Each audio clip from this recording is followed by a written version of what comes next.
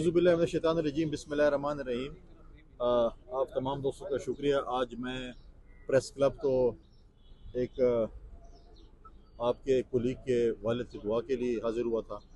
तो आज आप सवाल करें, क्योंकि मैं तो आज दुआ की रहे हूँ। आप सवाल करेंगे तो मैं आपको डॉक्टर साहब ये बताएं कि आज तीसरी बार फैसला मुलतवी हो गया है खान साहब का। कहा यह जा रहा है कि जो मुज़ाकरात हो रहे हैं इसकी वजह से हो रहे हैं, आप क्या समझते हैं? देखें, मुझे भी पता चला कि आज फैसला मुलतवी है। नॉर्मली ये तो कोर्ट का डिसीजन है, कोई मुज़ाकरात की वजह से तो नहीं है। और किसी का ये ख्याल है कि NRO मिलेगा, NRO तो मिलना नहीं है। और आजकल आप देखें कि जो लोग कहते थे कि हम किसी सियासी जमात के साथ नहीं बैठना चाहते, हम किसी के साथ हाथ नहीं मिलाना चाहते, हम ये फॉर्म 47 वाले हैं, आज खुद फ़ोन कर रहे हैं कि जी जल्दी जल्दी मुज़ाकरात करें, क्या करना है। कल मैं देख रहा था TV पे कि फ़ोन आ रही थी स्पीकर साहब को जल्दी जल्दी करें।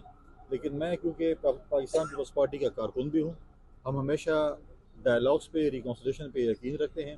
हमने माजी में भी जब 16 महीने की हुकूमत थी, हमने इत्तेहादी जमातों को, PDM और इत्तेहादी जमातों को अपोजिशन के साथ बिठाया था। उसके बाद जो अपोजिशन ने उस वक्त जो काम किया वो सबके सामने था। हम आज भी डायलॉग्स के फेवर में हैं, हम दुआगो हैं। लेकिन मुझे इस मखलूक से कोई उम्मीद नहीं है कि अच्छाई की, कि जो आज PTI जो समझती है, जो इन्होंने बड़े बोले थे, अल्लाह ताला को बड़े बोल पसंद नहीं होते।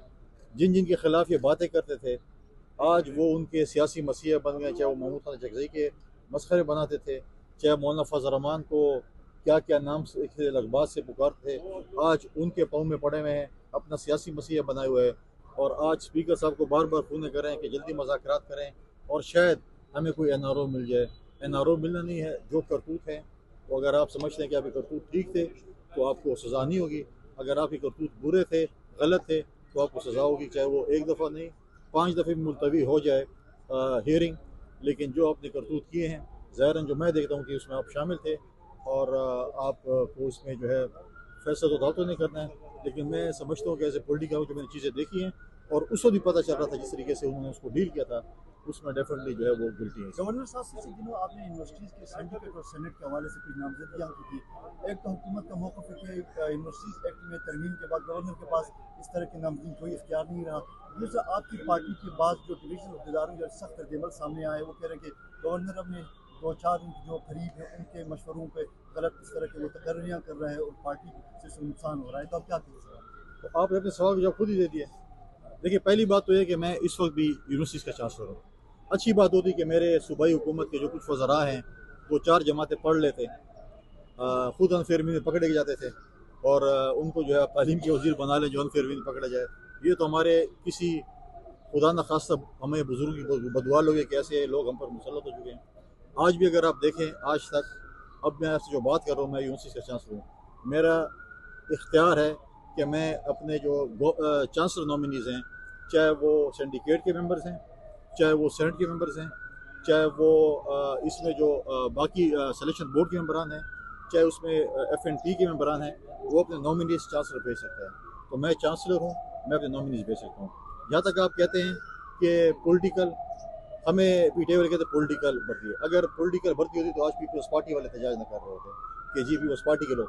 ये किसी पार्टी के नहीं होते, आप एजुकेटेड लोगों को लाते हैं ताकि यूनिवर्सिटी में वो हो। लेकिन मैं उनको मशवरा देता हूँ कि 1 साल तकरीबन इस हुकूमत हो चुका है, आज तक 26 यूनिवर्सिटीज़ में वाइस चांसलर नहीं है। आज इस नाअहल, नालायक, निकम्मी हुकूमत आज तक अपनी यूनिवर्सिटीज़ में चांसलर नॉमिनेट नहीं कर सके। वाइस चांसलर सिर्फ ये देख रहे हैं कि कहाँ से हमें कोई खर्चे मिल जाए और हम वाइस चांसलर लगा लें, क्योंकि हम चाहते हैं कि सूबे में अमन आए। हम सुना है कि हर सेक्रेटरी के दफ्तर के बाहर PTI वालों ने नाके लगाए हुए हैं, और वो नाके ये लगे कि वो फाइल गुजरती है ताकि पता चले कि उसके अंदर कितने पैसे और कितने माल हैं। लूट मार का बाजार गर्म है। आप देखें कि इस वक्त इस सूबे में जो सूरत हाल है, जिस तरीके से सूबे में अमन अमान की सूरत हाल है, सूबाई वज़ीर आला अपने ज़िले में अमन कायम नहीं कर सकता है। आज उसको 1 साल हो चुका है। आज मुझे बताएं कि सूबे के अमन के लिए किसी भी सूबाई असम्बली में आप कवर करते हैं कि कोई बहस हुई है? क्या सूबाई काबीना पे 1 पॉइंट एजेंडे पे कोई बहस हुई है कि हम सूबे में अमन कैसे ला सकते हैं? ये दहशतगर्दों के सहूलतकार हैं, इन्होंने दहशतगर्दों को यहाँ पर आबाद किया है, ये दहशतगर्दों के साथ हैं, ये सूबे में अमन नहीं लाते। आज मैं कल भी देखता कि एक शख्स अपनी नौकरी पक्की करने के लिए बहुत सी बातें कर रहा था, उसको खुद इनकॉम्पिटेंसी पे 2 दफ़ा काबीना से निकाला गया था। वो कहते हैं आप کے سامنے جب میں نے پریس کانفرنس کی، جب میں عمرے سے آیا اور میں نے کہا کہ میں کورم جا رہا ہوں اور کوارڈ جا رہا ہوں، تو فوراً جو ہے وزیر اعلیٰ صاحب بھاگتے ہوئے پہلے پہنچ گئے. اور میری اچھی بات ہے کہ جو کام میں کرتا ہوں اس سے پہلے جو ہے وہ خود بھاگ کے چلے جاتے اور کام کر لیتے ہیں. جس کسی کو مشکل ہو مجھے بتائیں، میں وہ کام کروں گا تو آپ کو وزیر اعلیٰ مسئلہ حل کر دے گا. میں نے APC بلائی جو کہ صوبائی حکومت کا کام تھا، تمام پولیٹیکل پارٹیز کو امن کے لیے آن بورڈ لینے کے لیے. وہ انہوں نے نہیں بلائی، میں نے وہ APC بلائی اور گورنر ہاؤس سے پہلے ہم نے آل پارٹیز کانفرنس کی اور ہم نے کہا کہ صوبے میں ہم امن کے لیے بات کرتے ہیں. لیکن ایک جماعت نہیں ہے جو ہمیشہ اس صوبے میں انتشار چاہتی ہے. جب وزیر اعلیٰ کے گھر میں پشتون جرگے کے لیے ایک میٹنگ ہوئی یا جرگہ ہوا، اختلافات کے باوجود بھی میں ادھر گیا کیونکہ میں نہیں چاہتا کہ صبح میرے وجہ سے اس کوئی ایسی چیز ہو. اور مجھے باقی پولیٹیکل پارٹی سے جو ہمارے دوست تھے انہوں نے کہا کہ جانا چاہیے، میں نے کہا جانا چاہیے. ہم نے ان کو اختیار دیا. لیکن بات یہ ہے کہ صوبے کے امن کی بات ہوگی تو کو چاہیے کہ امن ہے، لیکن یہ امن چاہتے نہیں، یہ انتشار چاہتے ہیں. ان کا کام صرف یہ ہے کہ انہوں نے لوٹ مار کا بازار گرم کیا ہے، ہر چیز پہ جو ہے انہوں نے پیسے لے رہے ہیں. آج آپ دیکھیں اس صوبے کا صورتحال، جس طرح آج آپ یہ بات کورم کی بات کرتے ہیں. کورم میں تو پہلے میں سیاسی جماعتوں کے ڈیلیگیشن کو لے کر گیا، وہاں پر ہم بیٹھے ان کے ساتھ کہ یار مسائل حل ہوں. ہم آج بھی کہتے ہیں مسائل حل ہوں. حق تو یہ ہے کہ وزیر اعلیٰ اپنی ٹیم کے ساتھ کوہاٹ میں بیٹھے اور اس وقت تک بیٹھا رہے، ایک ہفتہ تک، جب تک وہ روڈ نہ کھول سکے. 25 کلومیٹر کا روڈ صوبائی حکومت نہیں کھول سکتی، ان کی نااہلی کی ثبوت ہے.